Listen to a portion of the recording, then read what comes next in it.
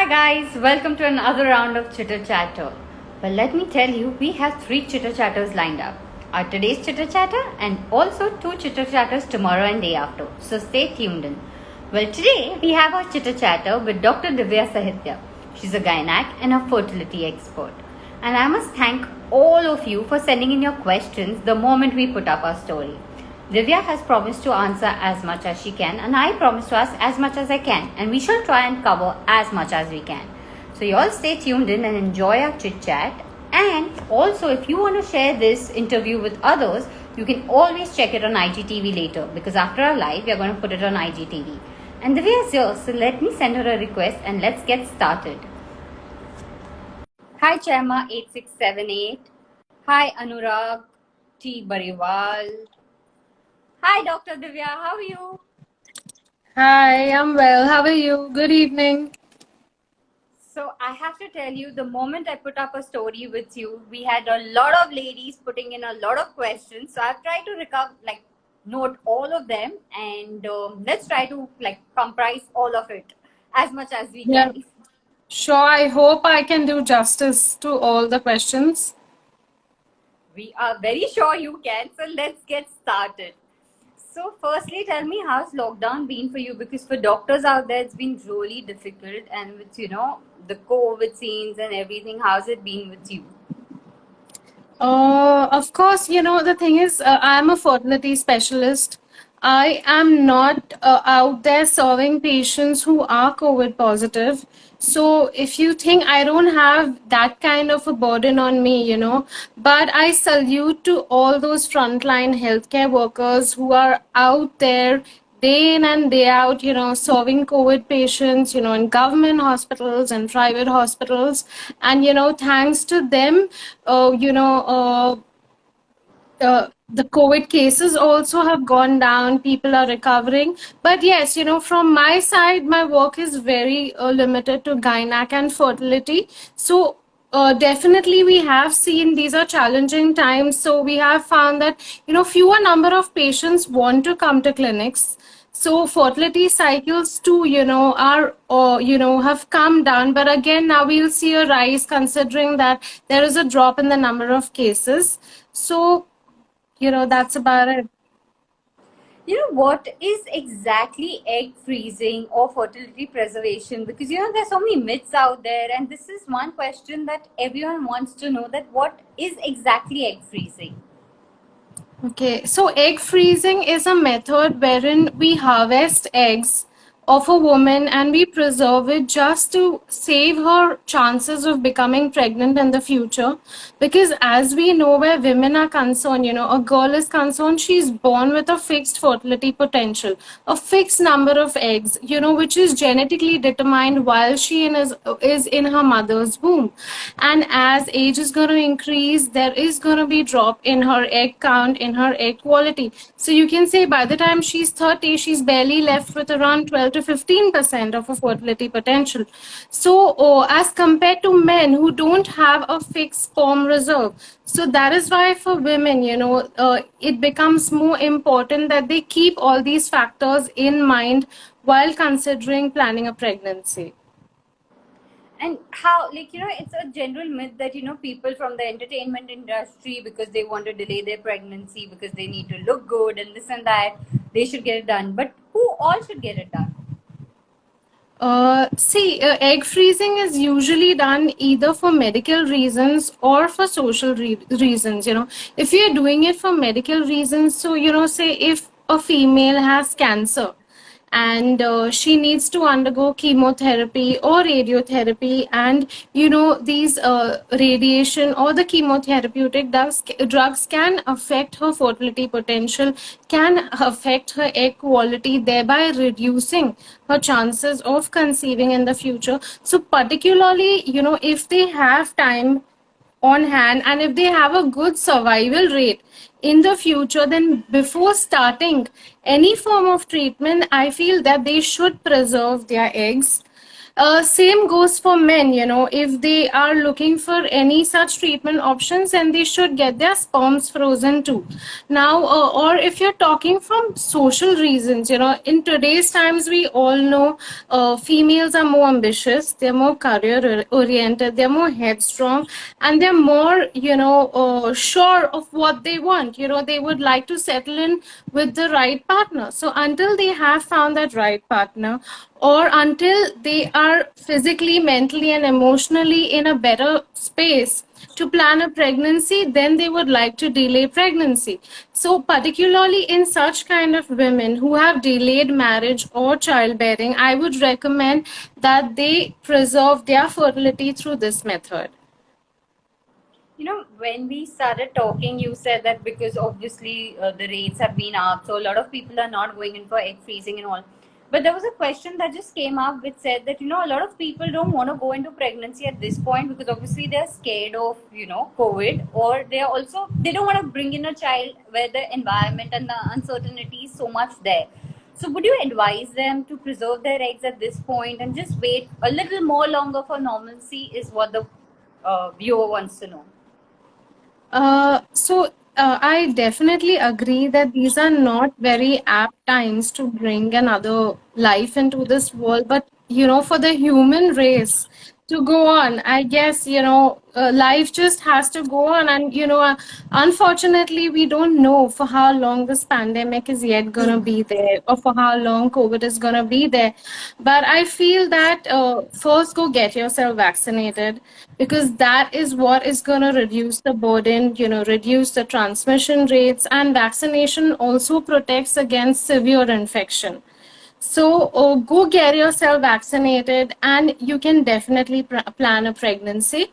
For those considering, you know, IVF or egg freezing, yes, you can go ahead, get your eggs or embryos frozen. Once you're vaccinated, then you can go and plan a baby.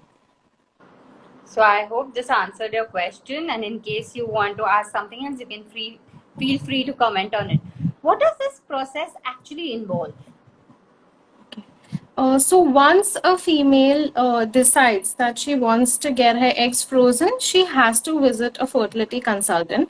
So when she goes into a fertility clinic, of course, you know, we take a detailed history and we do her examination. We do an ultrasound. An ultrasound is very important to check what is her ovarian reserve. You know, we get an idea of the number of eggs in her ovary, how is her uterine health, and we also advise certain blood tests, including like AMH specifically. It's the anti-Mullerian hormone. It's a blood test which reflects upon the ovarian reserve, you know, the quality as well as the quantity of the eggs. So this gives us an idea as to how rapidly she would age, you know, as far as her ovarian age is concerned.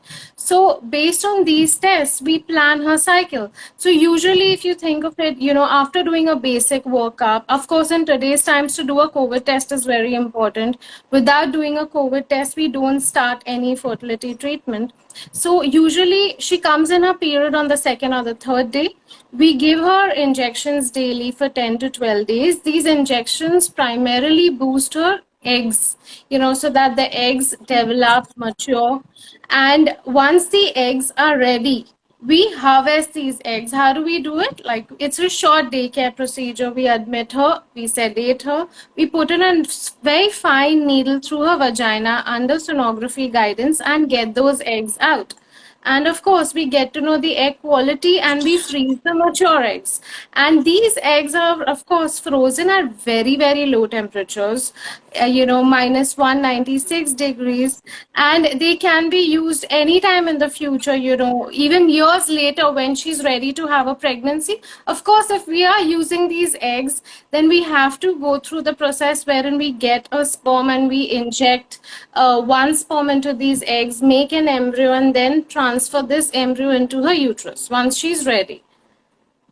So while you were telling us this process, there was a viewer who wanted to know how to increase AMH. So AMH, of course, can't be increased because there is no sure shot method which can alter your ovarian reserve. Yes, we can go for methods which can maybe help improve the egg quality, or prevent it from declining, through diet, through antioxidants. These days, there are a lot of people going in for acupuncture, which has found some benefit. So per se, you cannot change. So what is the duration that one can freeze their eggs for? Like, is there a limited duration, or what is it like? There's no limited duration. It can be frozen for years on together once you are ready. Okay. Now, everything has some side effects and some complications. So, what are the side effects and complications of this process? Of course, the side effects are very short term. There are no long term side effects, so it's absolutely safe. So you should not really get worried, because there are a lot of myths around. People really get scared. Oh my God, what are we getting into?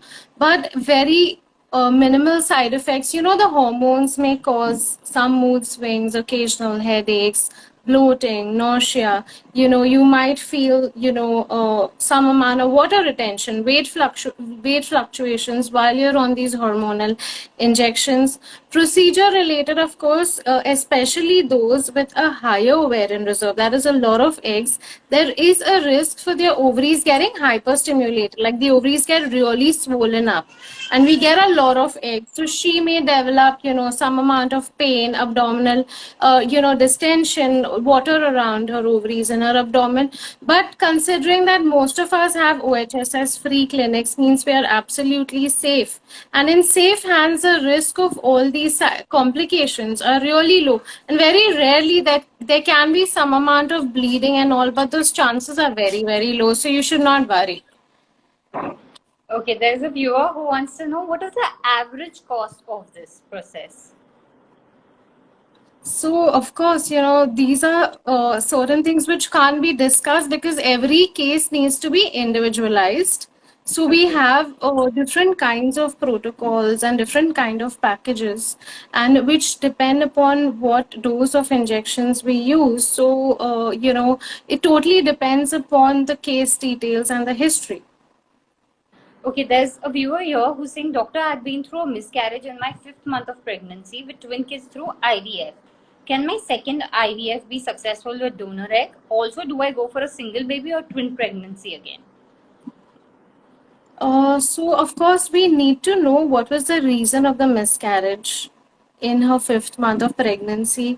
If the mouth of the uterus opened up, if it was weak, so we can prevent that in the future pregnancy. Of course, it is advisable to go for a single blastocyst transfer, means to target a singleton pregnancy in the future, considering that she's miscarried at 5 months. Of course, as far as donor egg is concerned, I can't comment on that because I don't know the case details and what was the egg quality. So, all the viewers here, on such cases, I would request you all to send a DM and fix a consultation time and maybe visit her so that she can give you a better insight into your case and and take it forward from there. Okay, there is also a viewer who wants to know that what is the ideal age for a woman after marriage to get pregnant? Definitely, if she's in her 20s and early 30s, of course, not beyond 33, 34 years of age, because we Indian women, our ovarian reserve, which is there as compared to the Western population, in ours, after 33, 34, it starts declining. While for the Western population, it's usually 35 and up. So definitely, if you're less than 35 years of age, it's better to get pregnant, because your egg quality is better, your egg reserve is better. The risk of miscarriages due to genetic or chromosomal issues, that is lower.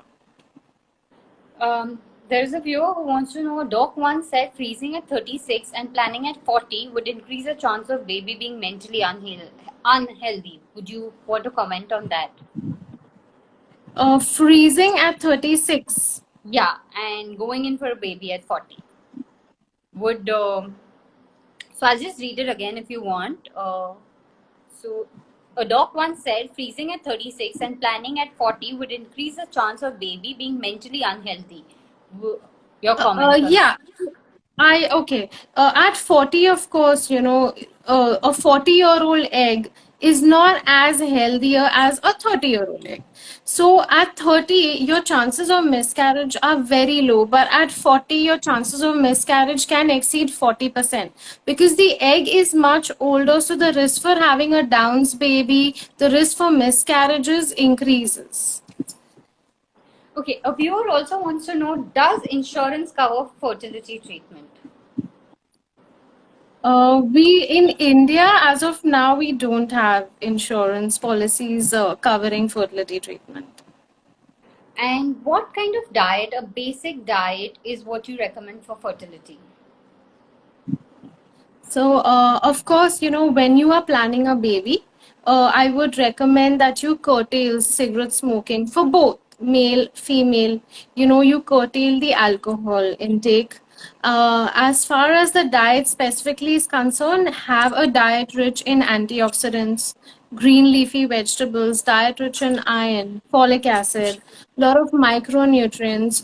Vegetable protein is way richer than animal protein. Cut down on red meat.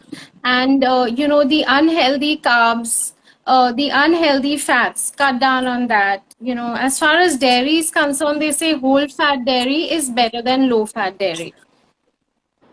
So, does diet affect majorly when it comes to fertility? Like, does it play a very important role? Not really, but we have found, studies which correlate that there is a relation between diet and fertility. Of course, but keeping diet aside, but smoking, drugs, marijuana, all of that can have negative effects, especially on sperm count. As far as weight is concerned, of course, diet does affect the BMI and the body weight. So, obesity is associated with a decline in fertility. As far as women are concerned, the miscarriage rate is higher. As far as men are concerned, it affects the sperm count, the sperm motility. Okay, also, somebody wanted to ask, what if she doesn't want to get pregnant, but she wants to help people out there? Can they donate their eggs, like how sperm donation happens in India? Is egg donation also valid? Is what she's Yes, asking. egg donation is legal. Yes, it is. But usually, we recommend that our egg donors, of course, we have to maintain anonymity. So we usually don't recommend egg donation in families. It has to be strictly anonymous. You have to be unrelated. And usually, the egg donors whom we take are younger. We would prefer to take donors less than 30 years of age. Also, a viewer is asking, alcohol consumption on regular basis, does that harm fertility or occasionally is okay? Occasionally is okay, but regular basis, yes, it will. So okay, she continues further that if she decides, it's how, like from the moment she decides, is she supposed to go off alcohol or what is the process? Of course, it is recommended that she goes off alcohol and she rather sticks to occasionally drinking rather than on a regular basis. I know that's very difficult. You just cannot just stop suddenly. So, of course, you should seek professional help in that way. But it would definitely benefit if you really restrict alcohol intake. Okay. Also, a viewer wants to know how to survive any holiday during your fertility journey. So the do's and Holiday. don'ts. Yeah, Okay. that if this time they plan a holiday and they're on their fertility journey, how do they survive that? So, of course, if you are not undergoing any active fertility treatments and, you are aware of your fertile period, then you can plan accordingly. But yes, if you are very serious about planning a baby, then you have to restrict, the intake of alcohol and smoking, and then you have to watch your diet. But I would rather say if you have a short holiday, then go and enjoy your holiday first and then plan a baby. Okay, somebody is mentioning that you mentioned it's a day process when they come and they're admitted and the whole procedure takes place. But after that, since when, like how many days do they have to wait before they start getting back to their activity? Hello. So, I missed you then. yeah, so somebody's questioning that though the procedure is for a day and they're admitted for a day, but once they get back, it's how long that they have to wait before they get back to their routine and their activities. There would be some amount of discomfort post the procedure. Of course, it's a daycare procedure. After 4 or 5 hours of the procedure, you can go home. Maybe you would need rest for that day or for the next day. You would have some amount of heaviness in your lower abdomen, some amount of pain, but within a few days, you can get back to working. As far as rigorous workout exercise is concerned, and resuming an active sexual life is concerned, we recommend that you wait for at least 2 weeks post procedure. What are the factors that affect the fertility? If we are talking of factors, then we have the male factors, female factors. For females, of course, we discussed about diet, body weight, BMI, of course, hormonal disturbances, PCOD, chocolate cysts in the ovaries, any infection which is blocking the fallopian tubes, fibroids or a uterine polyp. All these factors, can affect fertility. As far as males are concerned, the sperm count, motility can be affected, of course, by obesity, smoking, and you know, uh, exposure to a lot of gadgets, radiation exposure, the laptop, high temperatures. All these factors can affect fertility in men. What is the age usually that one should go and visit a fertility specialist? So if you are less than 35 and the couple has been planning for 1 year, with regular unprotected intercourse, and they are not able to conceive, then they should visit a fertility specialist or at least a gynecologist. If one is more than 35 years for the female age and she has been trying for 6 months and is not able to get pregnant, then she should. Or, if the male or female knows that they have a particular factor which can compromise fertility, like if the female is having irregular cycles or she has fibroids, or if the male knows that he has a sperm issue, then of course, or there is an erection issue, ejaculation issue, then they should consider visiting the fertility specialist ASAP. Okay, and lately, fertility, there are okay, so lately there are a lot of supplements for everything. So, do fertility supplements also help and one should take? See, we don't have studies which say that definitely they help, but we have found that they may or may not help. And see, usually they don't have side effects. So, if you have supplements which contain antioxidants like coenzyme Q, lycopene, zinc, there's no harm taking them. They would really help to improve the egg, the environment around the egg. We have seen in for sperms, that certain supplements have, if given for 3 months at least, they do improve the sperm count and the motility. Also, before taking supplements, is it required that they come and they consult the gynec or a fertility expert, or should they just go ahead and take a supplement? Is what somebody's asking. It's always advisable to consult and take an expert opinion before taking any supplement. Also, struggling with infertility, does it mean you're never going to get pregnant, or there is a hope out there? Absolutely not. The way science and technology have advanced today, we have IVF, we have ICSI, we have surrogacy, which is legal as of now in India. We have, the option that we can go ahead with donor egg, donor sperms. Again, we have egg freezing options, sperm freezing options. Definitely, you have hope of having a baby. And you should not at all. Sorry? The moment you said that there's a hope for baby, all the viewers out here had the hearts flowing in for you. So thank you for giving that hope to a lot of people here who had this question that, if they're struggling, is there a hope still out there?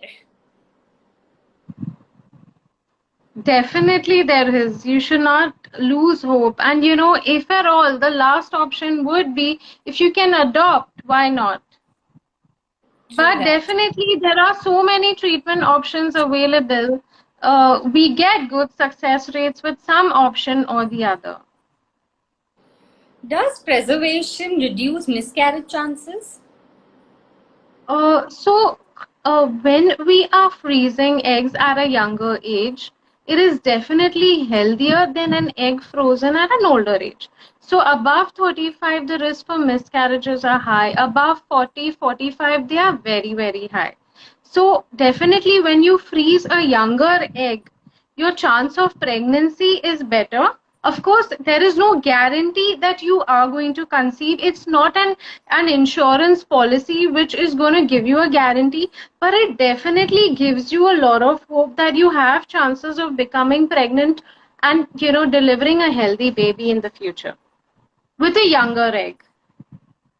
So I have to thank you, Divya, for this lovely chitter chatter and for answering all our questions that our viewers had from you. And I must tell you that while you were answering, a lot of them have also commented that it was such a nice, detailed explanation to their questions that they literally felt complete and answered. So thank you for this lovely chitter chatter, and we're looking forward to question you on many more topics very soon. So thank you for giving us your time. Thank you for inviting me, and thank you for all to all the listeners for a very patient hearing. Thank you. Have a nice weekend.